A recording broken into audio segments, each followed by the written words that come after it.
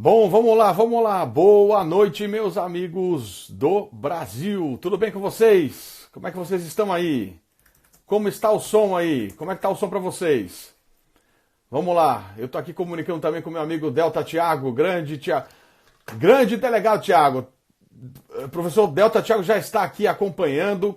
Queria agradecer aí aos amigos que já estão entrando aqui na nossa live. Boa noite, Diogo. Como é que faz? Fernando Almeida está presente também, vamos lá. E queria saber se está tudo bem o som para vocês, gente. Vocês estão acompanhando o som, tá dando para entender aí? Eu sou o professor Pedro Lenz, aqueles que estão aqui pela primeira vez no meu Instagram, amigos, todos aí seguidores do professor Delta Thiago. E eu queria agradecer aí o carinho de todos vocês. Como é que tá o som aí, gente? Tá tudo certo? Tá dando para acompanhar aí? Boa noite, Nayara. Como é que vai? Carlos, 2 mestres do ensinamento. A galera tá tudo bem aí, gente? Como é que tá o som aí? Sim, som ótimo, o som está bom, maravilha. Então é isso aí, o som está ótimo. Aí, apareceu. Tá bom, Tiagão apareceu aí, maravilha. Então, gente, é o seguinte. Já estamos chegando em quase 300 pessoas ao vivo. Isso aqui é alucinante. Sem dúvida, esse número extraordinário de pessoas se deve ao fato do amigo Tiago, delegado Tiago, ter divulgado aí na sua rede, né? É o delegado com o maior número de seguidores do Brasil. A coisa impressionante, top. Mas já que tem 300 pessoas ao vivo, convidem os amigos. Vocês têm uma ferramenta aqui que é share, dividir, chamar os amigos. Chamem os amigos, porque hoje nós vamos derrubar a internet, derrubar a audiência da Globo. Amigos, salve! Vamos lá! A Mari Sabag, Mari, obrigado aí por ter sempre separado os vídeos aí e mandado pra gente postar para os amigos lá no canal do YouTube. Então vamos lá, gente. Então a galera já está aqui, Salvador tá na área, lotado aqui, Fortaleza tá presente, Cal tá presente, bora passar o trator com o Pedro Lenz e Delta Thiago, monstros, maravilha, galera. Que legal, gente, muito legal. O som tá ótimo aqui em Brasília. Brasília tá sensacional, o som tá ótimo, Cascavel tá conectado, tamo junto. Vamos lá, a galera tá bombando aqui, chegou em 350. Delegado Thiago, você é fogo, meu amigo. Olha aí, ó. Vou fazer mais lá pelo... Eu acabei abandonando o Periscope, preciso voltar pro Periscope. Vocês têm razão, gente. Mas, ó, 350, Delta Thiago. As lives que eu fiz até hoje, nenhuma explodiu assim, meu amigo. Você é demais. Fala, professor Max, como é que tá? Como é que tá por aí? Como é que está por aí em Maceió, meu amigo? Então, ó, Imperatriz, tá lotado isso aqui, gente. Eu vou chegar em 400 pessoas. Isso é alucinante. Vou até tomar uma aguinha, porque tem que convidar os amigos. Vamos explodir isso aqui. São Paulo tá na área, Rio de Janeiro. Como é que tá Rio de Janeiro, Rio de Janeiro? Que loucura, Rio de Janeiro, meus amigos. Que loucura que tá acontecendo. Vamos lá. A Mari Sabag já disse que tá pelos 400 pessoas. Explodiu. Se tem 400 pessoas ao vivo, então agora eu posso começar. Vamos embora. 400 pessoas. Delta Thiago, meu amigo. Você é demais. Explodiu aqui a audiência. O Rio tá tenso. O Rio tá complicadíssimo, gente. Floripa tá na área também. Então é o seguinte, eu vou pedir licença aqui para desabilitar os comentários. Eu não sei se isso tem a ver, mas mandam desabilitar porque diz que é melhor. 414. Delegado Thiago, meu amigo, você é sensacional. Porque eu tô dizendo isso porque quando eu fiz as outras lives, a gente tava lá nos 300. Se são 400 ao vivo, isso se deve ao delegado Thiago que divulgou muito aí, né? Então vamos lá. Galera, então eu vou pedir licença para estar diminuindo um pouco aqui. Eu vou parar os comentários, vou fazer a minha parte, depois eu chamo o delegado Thiago para falar a parte dele. Vamos lá? Então, desligando comentários. Vamos lá, galera. Vamos pôr no coração para eu saber que tá tudo bem. Delegado Thiago, estou com o WhatsApp ligado, qualquer coisa, me avisa aí o que acontecer, viu, delegado Thiago? Se tiver algum problema, você me avisa, porque eu estou com o WhatsApp ligado, aberto no seu telefone, que eu não vou dividir aqui. Amigos, vamos lá então. Vou falar um pouquinho sobre prerrogativa de foro. E desde o início, quando a gente discutiu como iríamos chamar esta live, eu e o delegado Thiago chegamos à conclusão que era melhor chamar esta live de prerrogativa de foro, ao invés de denominá-la foro privilegiado. E aí eu já começo, então, desenvolvendo a minha noção, e que deve ser a noção em relação ao assunto. deve ser a noção de que não se trata aqui de um privilégio, não se trata de um foro privilegiado, não se trata de um privilégio de uma pessoa, não se trata de um direito pessoal. Trata-se, por outro lado, de uma prerrogativa que decorre do efetivo exercício da função ou de ocupação de cargo. Portanto, não é um direito subjetivo e pessoal, mas decorre do exercício da função, o efetivo exercício da função. Esta é a noção de prerrogativa que não se confunde com privilégio. Então eu tenho procurado e oriento aqueles que prestam concurso público, inclusive em fase oral, se for o caso, apresentar a crítica, se for o caso, justificar porque estão preferindo chamar prerrogativa de foro a expressão foro privilegiado. Isto é fundamental e é o nosso ponto de partida.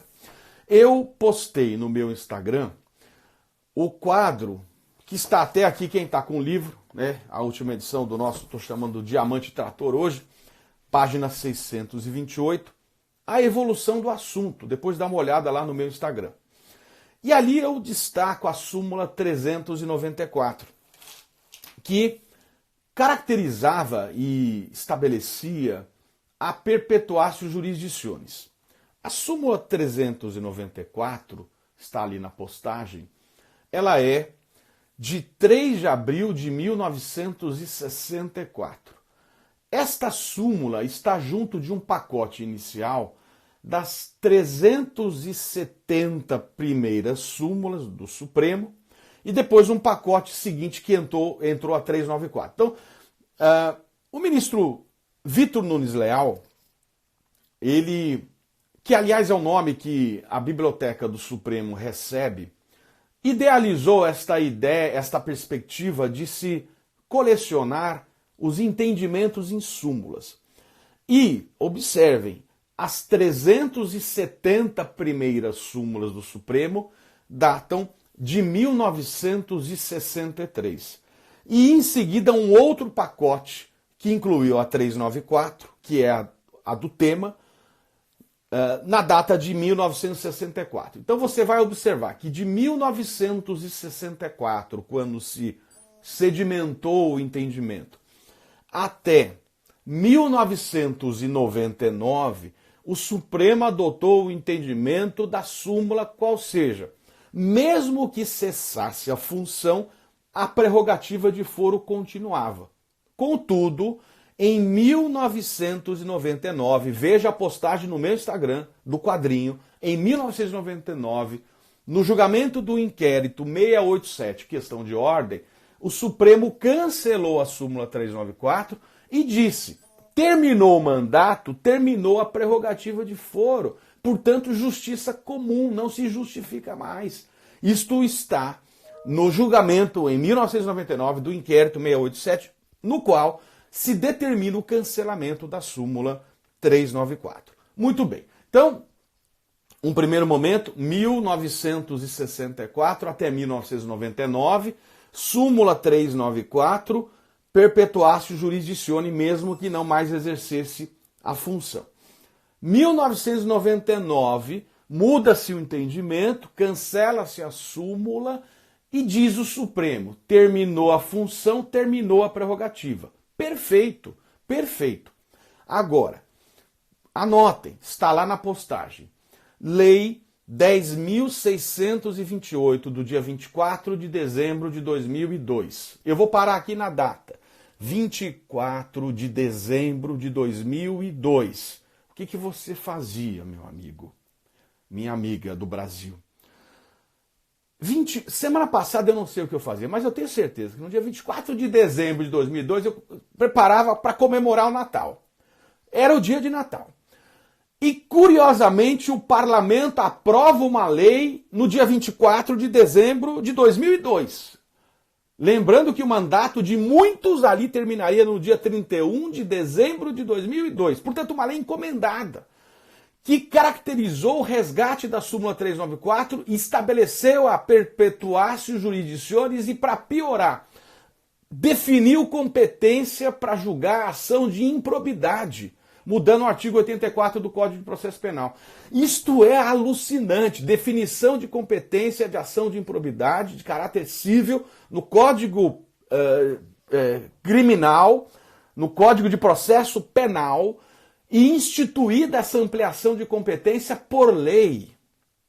Isso é 24 de dezembro de 2002. Eu digo isso porque a data é importante, porque no dia 31 de dezembro de 2002, o mandato de muita gente grande terminava. Então, ação de improbidade e ação penal, perpetuatio jurisdictionis.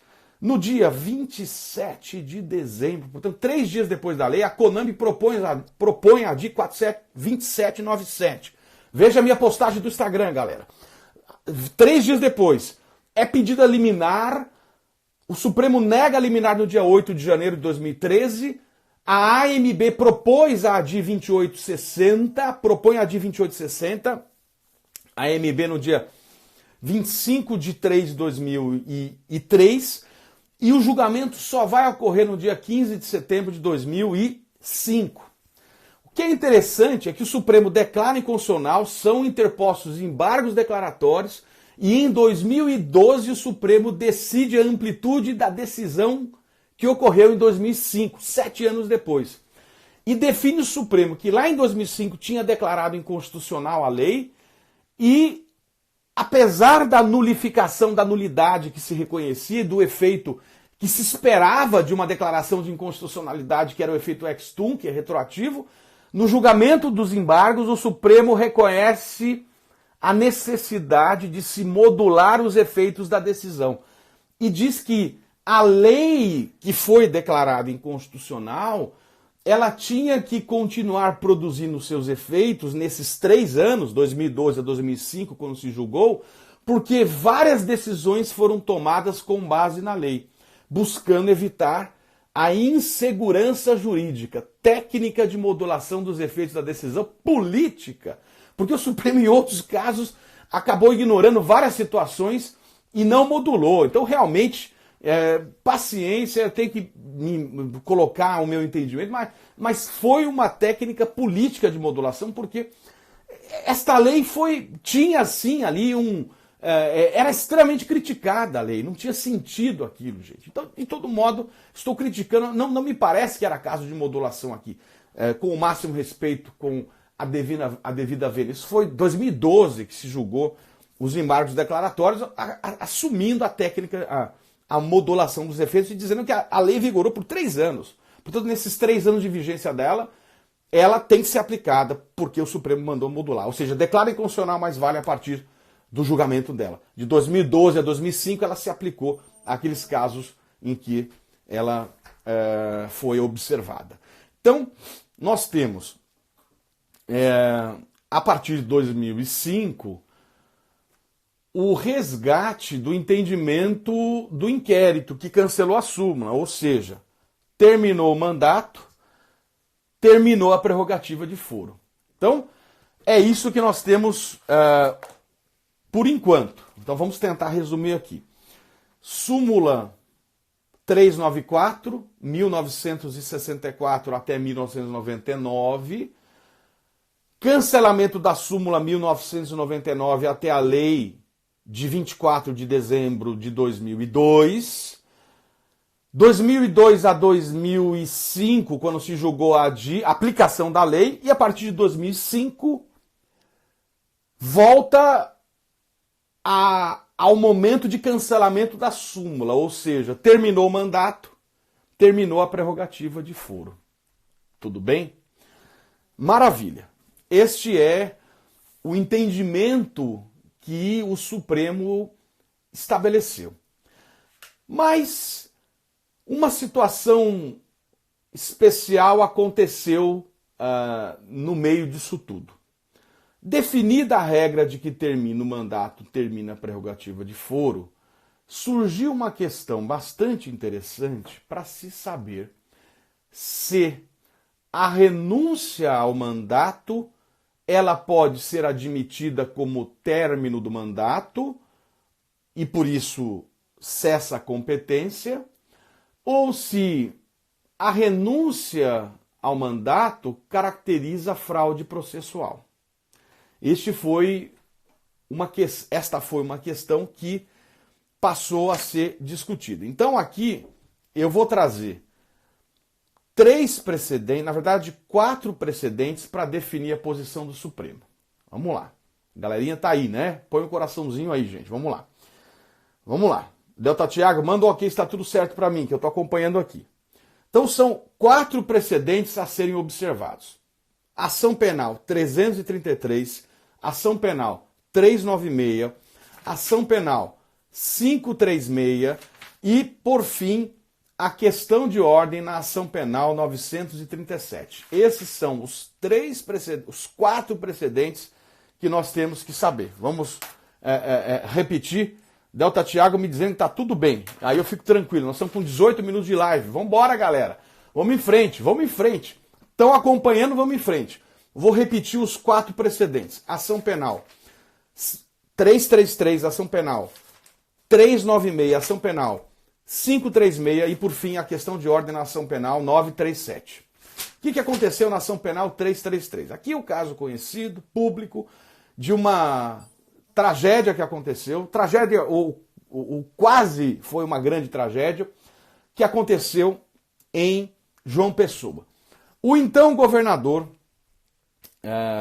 da Paraíba, Ronaldo Cunha Lima, entra num restaurante conhecido na Paraíba, lá em João Pessoa, chamado Gulliver, um restaurante fino. Entra no restaurante o governador de estado e atira para matar o desafeto político, Tarcísio Buriti. Então você está diante aqui, não conseguiu matar, de uma tentativa de homicídio, portanto, crime doloso contra a vida, tentado, que em tese a competência é do júri. Crime doloso contra a vida, consumado ou tentado, competência do júri. Contudo, o autor do disparo era o governador de estado, que, segundo a Constituição Federal, é julgado pelo STJ. Então veja, a regra do júri é a regra geral, que é afastada se tiver uma regra especial na Constituição Federal. A Constituição Estadual não pode excepcionar a regra do júri, tem até súmula vinculante, pelo amor de Deus. A regra geral é afastada pelo 105 e, portanto, quem julga governador de estado, mesmo no crime doloso contra a vida, é o STJ. Os autos foram, portanto, a ação começou a correr no STJ e, percebendo Ronaldo Cunha Lima que a casa ia cair, e o advogado sabe dizer quando a casa vai cair, ele renunciou. Surgiu uma questão de ordem. A renúncia ao mandato, aliás, deixa eu explicar. É que eu estou preocupado com o tempo, mas vamos voltar aqui. Governador de estado. O que aconteceu é que Ronaldo Cunha Lima foi eleito senador da República. Deixa eu só voltar aqui. E quando se elegeu senador da República, os autos foram remetidos para onde, gente? Para o Supremo, 102.1b. Aí ele cumpriu o mandato de 8 anos como senador e foi eleito deputado federal uma vez e reeleito deputado federal. Amado na Paraíba, Ronaldo Cunha Lima. Amado na Paraíba. Então os autos estavam no Supremo. Então, tentativa de homicídio, ele era governador, STJ. Eleito senador, expedido diploma, Supremo, 8 anos. Deputado federal, 4 anos. Reeleito deputado federal, Supremo, 4 anos. E percebendo que ia cair a casa, foi aí que ele renunciou. A ação estava no Supremo.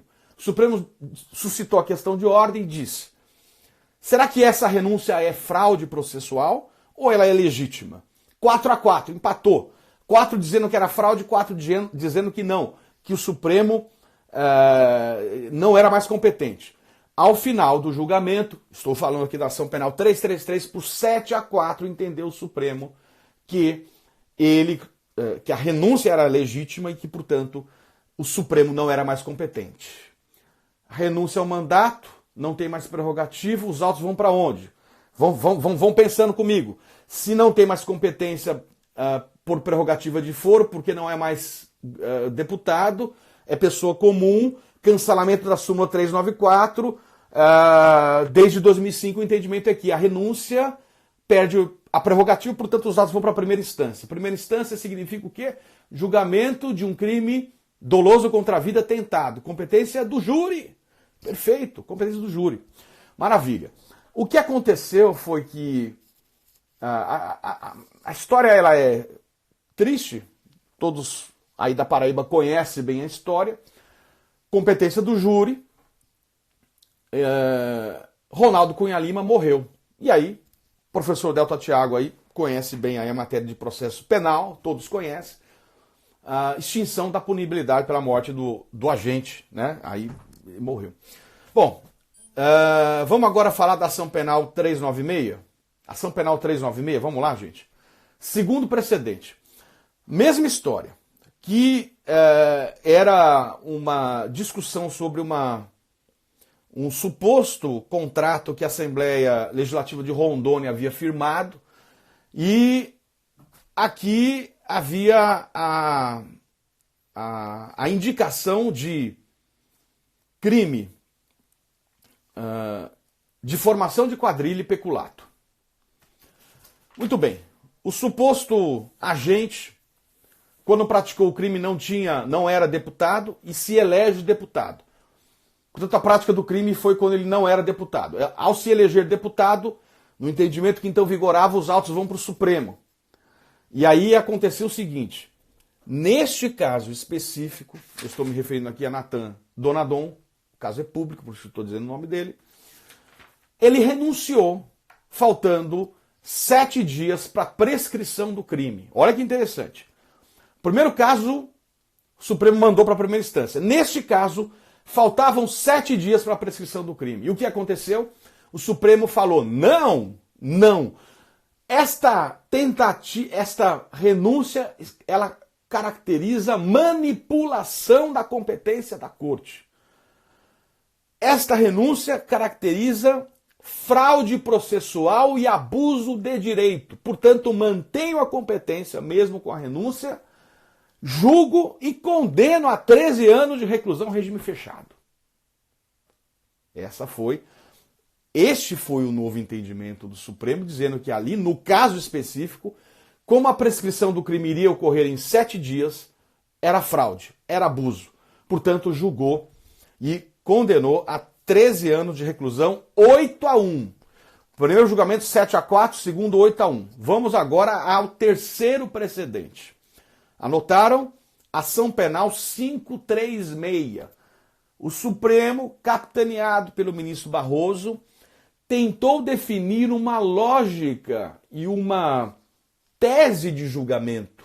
Isto tem sido uma preocupação fundamental. Amigos, aqueles que estão me acompanhando, eu estou fazendo o meu pós-doutorado aqui nos Estados Unidos e conhecendo a fundo o modelo americano. E aqui há uma preocupação muito grande de definição de tese de julgamento. Há uma preocupação de como cada ministro está julgando e se há uma orientação da tese do julgamento. Foi o que tentou fazer o ministro Barroso. Definir uma tese de momento de renúncia. Só que ele conseguiu apenas 4 ministros com ele. E não conseguiu o quê? O mínimo de 6. A gente sabe que o artigo 97 da Constituição diz que eu preciso de maioria absoluta dos 11 para se definir uma inconstitucionalidade ou entendimento majoritário da Corte. Como não conseguiu maioria, não se conseguiu firmar a tese. E aí continuou indefinido o Supremo sobre o momento de renúncia. O que aconteceu? Último caso, ação penal 937. Para aquele que está com o livro, na página 634, eu descrevo toda a origem deste caso. Eu estou preocupado com o tempo, então não dá para a gente aprofundar os fatos do caso. O que eu quero chegar à conclusão final aqui é que foi no julgamento de um suposto crime praticado, a época em que em que o suposto autor do crime era prefeito, que se discutiu o momento que ele assumiu como deputado. E esta renúncia, depois de já ser deputado, de uma ação penal que corria. Então foi a mesma história. Fato praticado era prefeito, competência da época,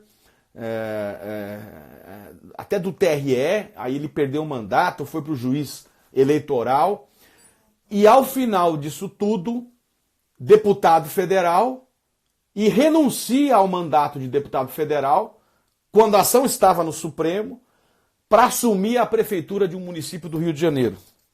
Ele renunciou para assumir a prefeitura, mas os autos estavam no Supremo. Então vamos lá. O que aconteceu?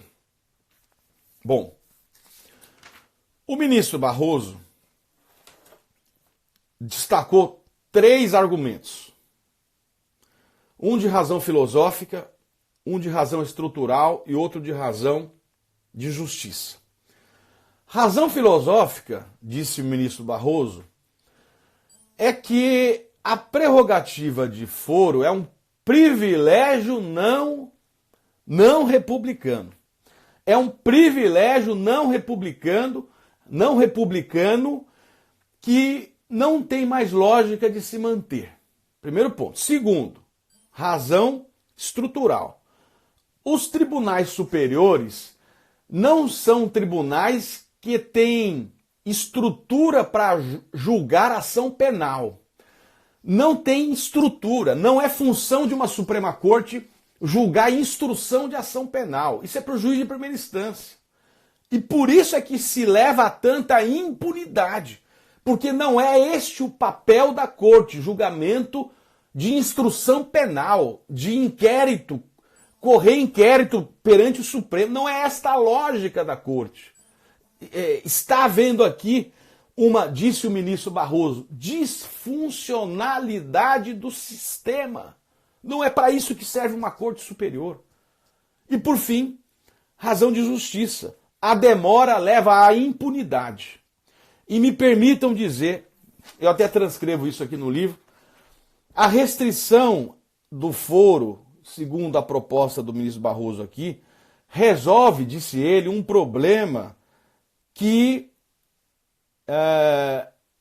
acarreta para o Supremo, dentre eles o da politização indevida da Corte, a criação de tensões com o Congresso e o desprestígio junto à sociedade, por se tratar de uma competência que exerce mal, disse ele.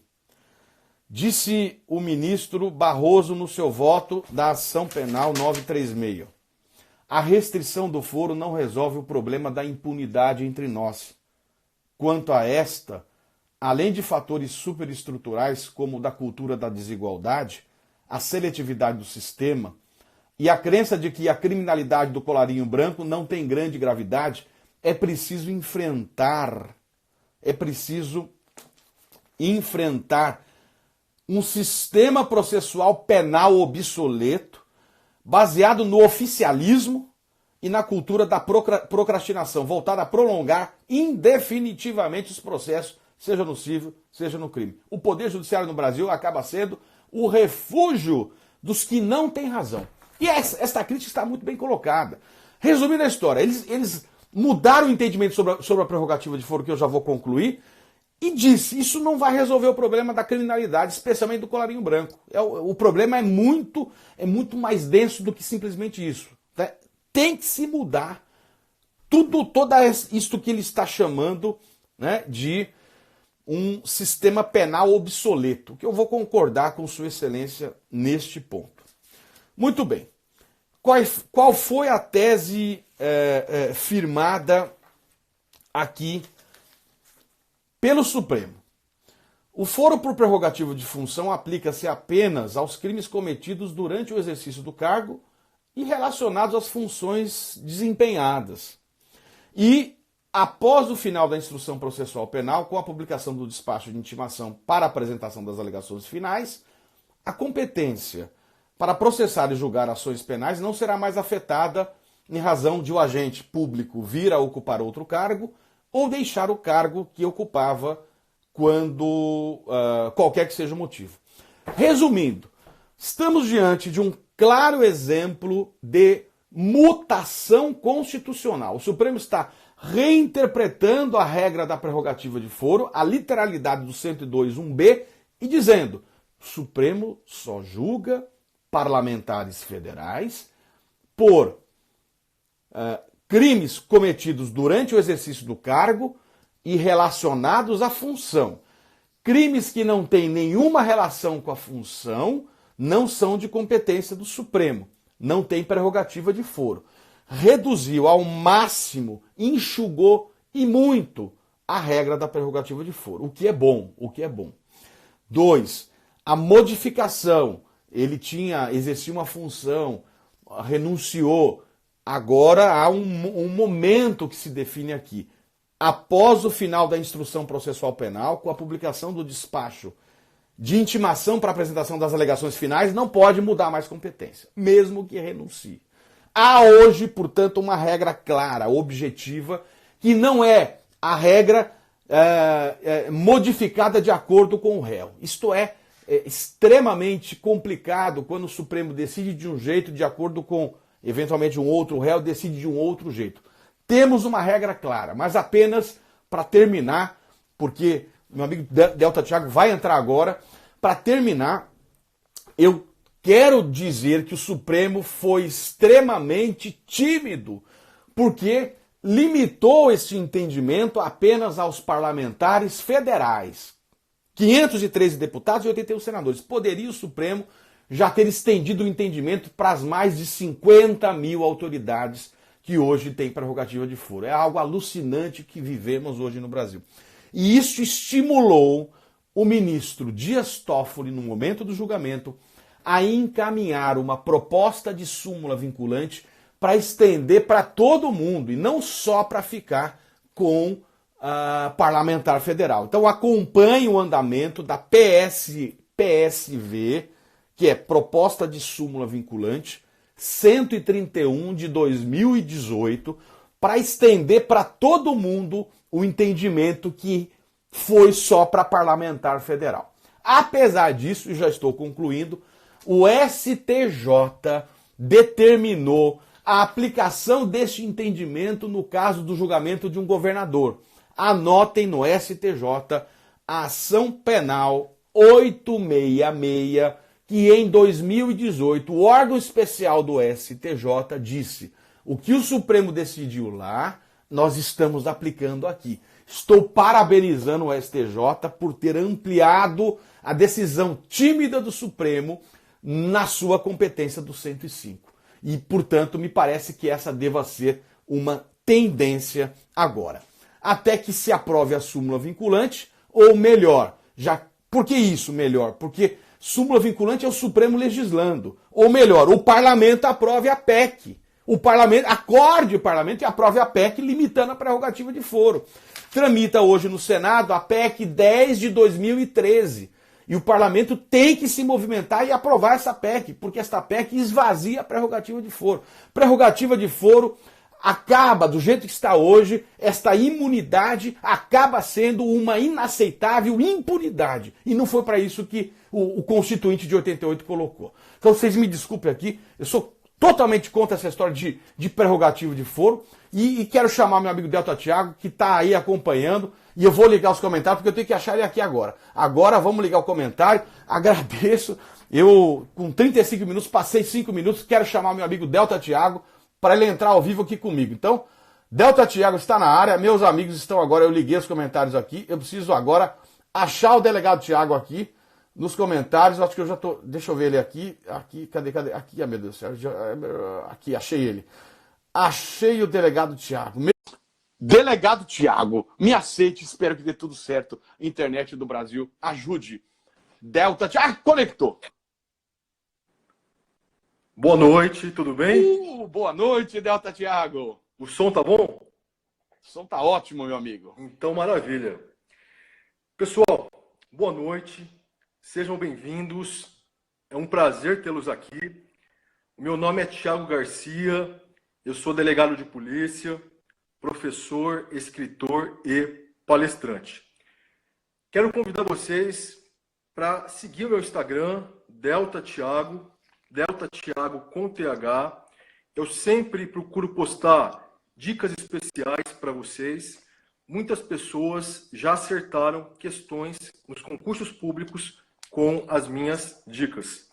Quero aproveitar também a oportunidade para agradecer você meu querido amigo e mestre, Pedro Lenza. Quero dizer que é uma honra estar fazendo essa live contigo. Eu estudava pelo seu esquematizado. Não sei se você vai lembrar dessa edição aqui, ó. Meu amigo, que Lembra? loucura. Claro que eu lembro. Que loucura, hein? Você Não guarda vou ela até falar, não vou hoje. falar o ano, hein? Que loucura. Então, eu estudava pela sua obra e agora fazer essa live contigo, a sensação é a mesma daquele jogador que está jogando com o Messi, ao lado dele Que no mesmo isso? time. Então, Que é isso? você é o mestre do direito constitucional brasileiro, você é um jurista ímpar, um ser humano extraordinário, humildade mil. Então, fica aqui Ô, meu amigo. registrada a minha gratidão e a minha admiração por você. Meu amigo, eu fico emocionado com essas palavras e eu aqui agradeço. Nós não nos conhecemos pessoalmente ainda, parece uma loucura isso, né? Temos que nos encontrar, mas temos uma conexão nas redes sociais muito forte e eu admiro muito o seu trabalho, você sabe disso. Com E certeza. vejo o carinho da galera, tanto é que você já elevou a 600 pessoas ao vivo, a coisa alucinante. Eu falei que você ia explodir essa audiência, Eu, Tiagão. Então convo, eu, manda convo, pau. eu convoquei o exército dos tratores. Só tem tratorzeira aqui, vieram Eu, tudo para acompanhar eu o tô vendo time o diamante. trator aqui, ó. Time Depois você diamante e explica. trator. Depois você explica por que é trator, mas vamos lá. Mas a galera vai perceber. Então passa o trator aí, meu amigo. Vamos lá. Então, Com você. pessoal, eu quero aproveitar esse dia especial, Lenza. Quero aproveitar também o carinho do meu público, que eu convoquei por todas as redes sociais, WhatsApp, mandei em todos os canais. Quero aproveitar esse público que tanto passa carinho para mim, para divulgar aqui para vocês hoje, em primeira mão, uma notícia especial. Opa! Eu mandei para a editora o meu livro novo, dentro de 45 dias vai ser lançado. É uma obra que vai abordar os principais temas dos concursos de delegado de polícia, os principais temas da Lei Maria da Penha e do princípio da insignificância. Segundo a editora, vai ser a maior obra do mercado em relação a essas matérias. A previsão é que esse livro vai ter umas 1000 páginas. Então é praticamente um Caraca! manual. É, Que praticamente um manual. maravilha! Depois Só eu para divulgo lembrar quem não mais. conhece, né, o Thiago, você atua como delegado de polícia numa área especializada da Lei Maria da Penha. Explica um pouquinho melhor. Isso, a parte que eu cuido, respondo por vários municípios. E lá a gente atende ocorrências de vários tipos. Mas depois eu divulgo mais informações lá pelo meu Instagram. Então vamos lá. Então, pessoal, vamos entrar na live agora no segundo bloco, que é o tema que ficou comigo. Como vocês viram, nós estamos abordando hoje aqui a prerrogativa de foro e a investigação criminal, aspectos constitucionais e processuais. O Lenza tratorou na parte do foro por prerrogativa de função. Como vocês viram, o foro por prerrogativa de função, ele é uma garantia, um tipo de ferramenta que é concedida ao agente público para o exercício das suas funções. Não é um privilégio para a pessoa física do agente. Com o foro especial, o agente escapa da regra comum porque ele não é julgado em primeira instância. Ou seja, ele vai ser julgado por um tribunal. Em relação à investigação criminal, o principal instrumento no Brasil de investigação criminal é o inquérito policial. O inquérito policial, sob uma ótica mais contemporânea, ele apresenta basicamente duas funções precípuas. Na primeira função, o inquérito policial, ele serve como instrumento que vai colaborar com a justiça na aplicação da lei penal. Se o delegado de polícia conduz com eficiência o inquérito policial, lá na frente, na sentença condenatória, o juiz vai ter uma base sólida para fundamentar a sentença condenatória. É óbvio que alguns elementos probatórios são refeitos na audiência, na instrução, mas a base da condenação vai ser o inquérito policial, a investigação criminal. Então, sob esse enfoque, Lenza, o inquérito policial ele contribui para a condenação de culpados, ele contribui para o encarceramento dos delinquentes, contribuindo assim para a justiça. Mas há também um outro enfoque em relação à função do inquérito policial, que é a questão de evitar acusações infundadas. Se o delegado de polícia, investigando, percebe que o averiguado não cometeu o delito, ele não vai indiciar o investigado. Lá no seu relatório final, ele vai apontar que não colheu elementos para responsabilizá-lo no inquérito. Se o promotor e o juiz acolherem esse raciocínio do delegado, o agente não será processado. O inquérito é arquivado e não começa a fase processual.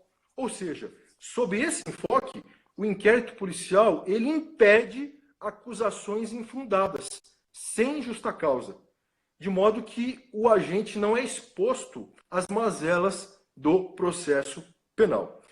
E agora o pessoal vai perguntar para mim, Tiago, e qual que é a relação entre o foro por prerrogativa de função e o inquérito policial?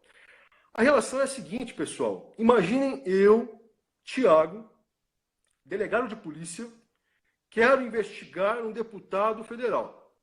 Qual é o procedimento que eu devo seguir?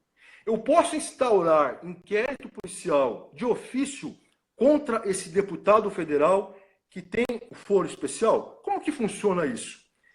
Para responder a essas questões, nós precisamos fazer uma breve retrospectiva em relação à jurisprudência da Suprema Corte, do STF.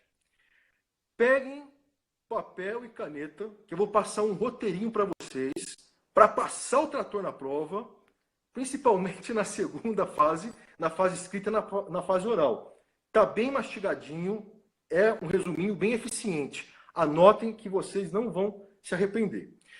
Pessoal, comecemos pelo ano de 2001.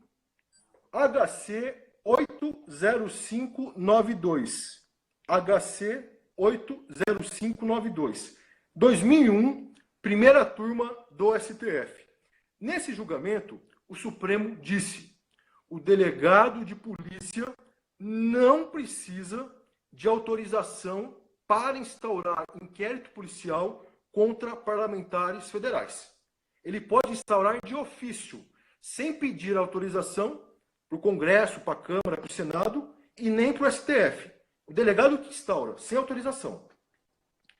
Pois bem, passados alguns anos, mais especificamente em 2007, o pleno do STF, e não a sua turma, nem primeira nem segunda, o pleno do STF volta a se debruçar sobre essa matéria, em questão de ordem do inquérito 2411. Repetindo, inquérito 2411. Nesse inquérito, pessoal, o Supremo analisou o caso de um senador da República que estava sendo investigado na Operação Sanguessuga. O Supremo disse: ora, se o foro especial serve para proteger o exercício das funções do agente, esse foro deve abranger também a fase investigativa e não apenas a fase processual. Até então, o foro especial não atingia praticamente a fase investigativa. A partir de 2007, a partir do inquérito 2411, o Supremo estendeu o foro especial para a fase investigativa. E disse: delegado de polícia, você não pode instaurar inquérito policial de ofício contra os parlamentares federais e contra o presidente da República. Se eles são julgados no STF, você, delegado, antes de instaurar o inquérito contra eles, precisa de autorização prévia. Precisa de autorização prévia do STF. Então, houve uma mudança na jurisprudência do Supremo Tribunal Federal a partir desse inquérito. Tenho certeza que muitos amigos que estão assistindo a gente estão se perguntando: mas, professor, esse entendimento do Supremo, fixado no inquérito 2411, ele só é aplicado na esfera federal? ele só serve para os parlamentares federais e para o presidente da República? Pessoal, após essa decisão do Supremo, alguns tribunais passaram a adotar a lógica da simetria. Ou seja, se o entendimento vale para a esfera federal, deve valer também para as outras esferas da federação.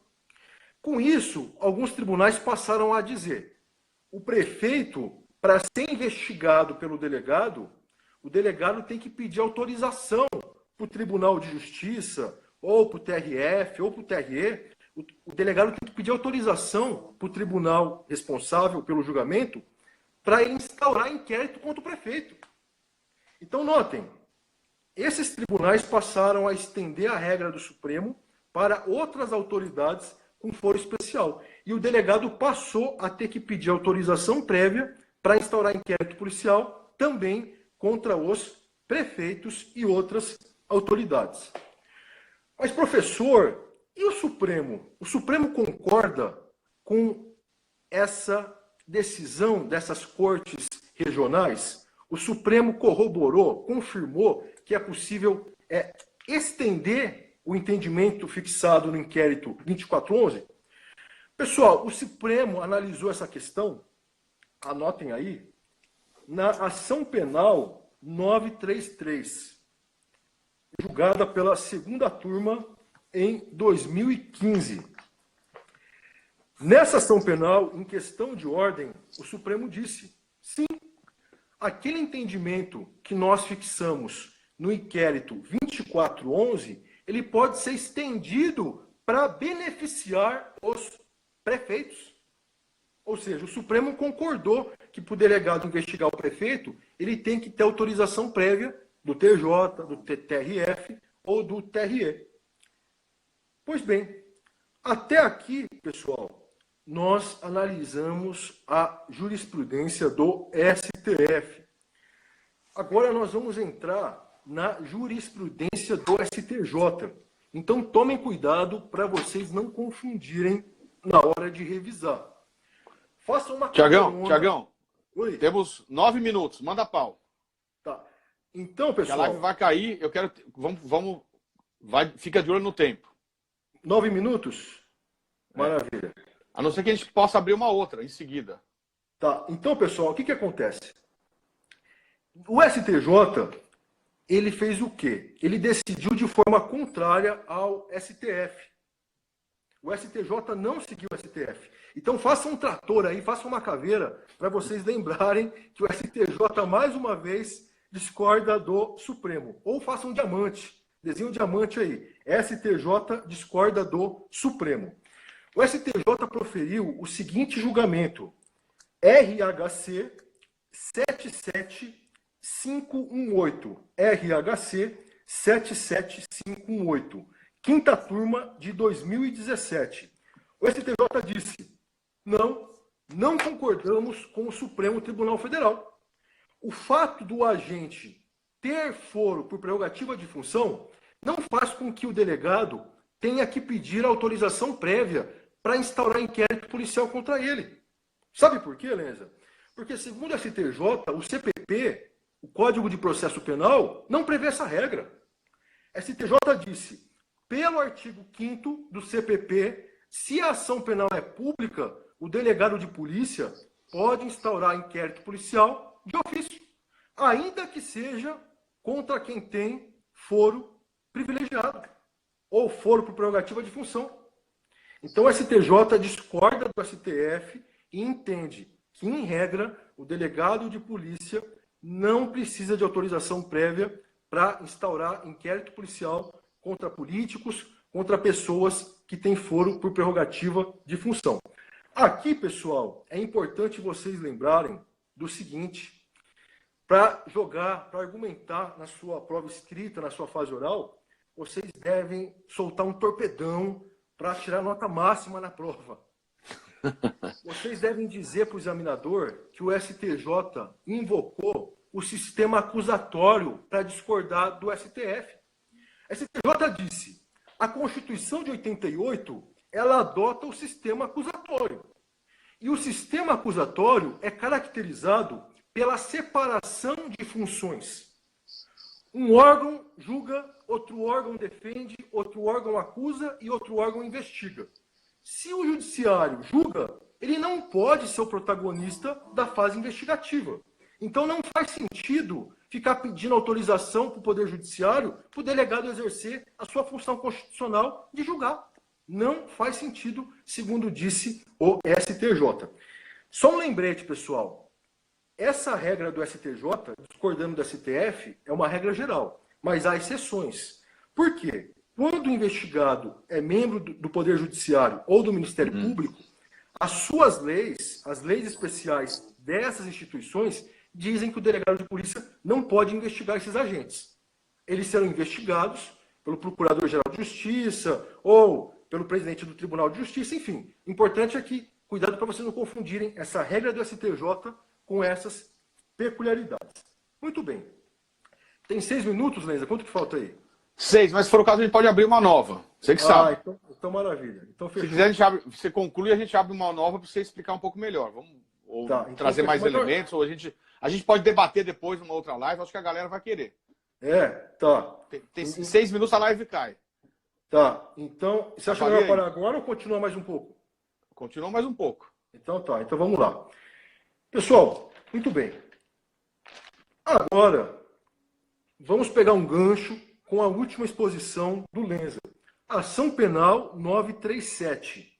Julgamento do Pleno em 2018. Nesse julgamento, o Supremo restringiu o foro por prerrogativa de função. Um dos argumentos mais importantes, na minha visão, foi aquele citado pelo ministro Barroso. Sua Excelência disse que o foro por prerrogativa de função estava se transformando em um instrumento de impunidade. Então o Supremo resolveu restringir o foro. Agora, para os parlamentares serem julgados no Supremo, é necessário o preenchimento de 2 requisitos cumulativos. O crime tem que ter sido praticado no exercício do mandato e o crime tem que ter relação com o mandato. Então, são 2 requisitos cumulativos. Antigamente, a simples condição de parlamentar federal já levava o agente para ser julgado no STF. Então, por exemplo, trator, meu amigo trator, se um parlamentar federal mata dentro do plenário alguém e sem qualquer relação com o mandato, esse crime de homicídio não é de competência do Supremo. Exatamente, eu entendo que não é de competência do STF. Porque antigamente o Supremo não fazia essa distinção, né, Lenza? Se o crime era cometido na época que o senador era prefeito, ia para o STF. Se o senador estava dirigindo embriagado, que não tinha nada a ver com a função, ia para o Supremo. Então tudo ia para o Supremo. Como você bem disse, não havia parâmetros claros e efetivos. Perfeito. Você acha melhor acabar agora para não correr o risco de cair? Falta quanto? Nós estamos com 55 minutos. Aí a gente abre uma nova, é isso? Tudo bem para você? Como é que Tudo bem, acho melhor, né? Para não correr o risco de cair. Tá, deixa eu habilitar comentário aqui. Tá. Deixa eu sentir como é que a galera tá aí. Se eles estão. Fica aí. Amigos do Brasil, nós estamos com 440 pessoas ao vivo. A maior live da história aqui, viu, Trator? Que maravilha. Vamos continuar? Podemos abrir uma outra live aí, galera? Como é que vocês estão aí? A galera tá falando joinha, ó. Parece que a galera quer continuar, ó. Tratorzinho. É bom porque a gente debate um pouco, né? Senão vamos, eu quero trocar umas ideias com você. A gente nem programou o que falar, mas a gente vai trocando ideias. Legal. Que merece, né, Lenza? Legal. Ó, eu acho que a galera. Então, ó, quem tá ao vivo aí, gente, eu vou. Porque a live cai. A live, só para explicar, quem tá pela primeira vez na live, o Instagram ele derruba em 1 hora de live. 1 hora derruba.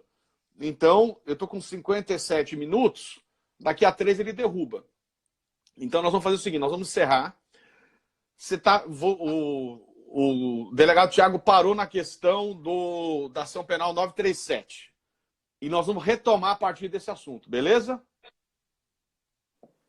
Thiagão, beleza? Fechou. Tá, então, pessoal, a gente vai fechar a live e vocês voltam a acompanhar a live pelo Pedro Lenza, que eu vou entrar também junto. Então tá bom. Então eu vou desligar agora e vou entrar de novo. Galera, vamos lá, hein? Maravilha. Para quem for dormir, muito obrigado, mas não vai dormir não, porque tem muito assunto ainda. Né? Eu estou aqui nos Estados Unidos, 22h36, Brasil, 23h36, 20 para meia-noite. Antes da meia-noite ninguém dorme. Eu já venho, gente. Segura aí. Segura aí, peraí. Passou o trator. Passou o trator.